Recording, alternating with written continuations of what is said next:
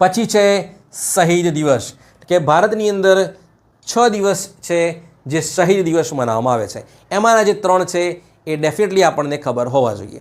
કેમ ખબર હોવા જોઈએ?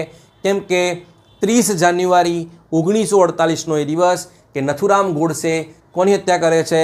મહાત્મા ગાંધીની હત્યા કરે છે. એ દિવસની યાદના અંદર 30મી જાન્યુઆરી ભારતમાં ઉજવવામાં આવે છે શહીદ દિવસ. પણ અત્યારે વાત થઈ રહી છે માર્ચના અંદરના જે શહીદ દિવસની છે એની, એટલે કે 23મી માર્ચ. કઈ છે? 23મી માર્ચ. કેમ મહત્વપૂર્ણ છે? એટલા માટે મહત્વપૂર્ણ છે કે ભારતની આઝાદી માટે જો કોઈ ફાંસીના માંકડે ચડી ગયું હોય તો એ છે શહીદ આઝમ ભગતસિંહ, સુખદેવ અને રાજગુરુ. બરાબર.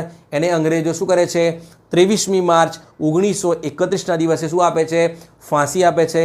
એમના બલિદાનની યાદની અંદર આપણે જે 23મી માર્ચ છે એ ઉજવીએ છીએ ભારતની અંદર શહીદ દિવસ. આ વાત થઈ બીજા દિવસની. ઓકે.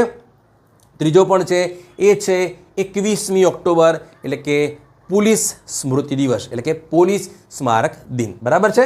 ચલો.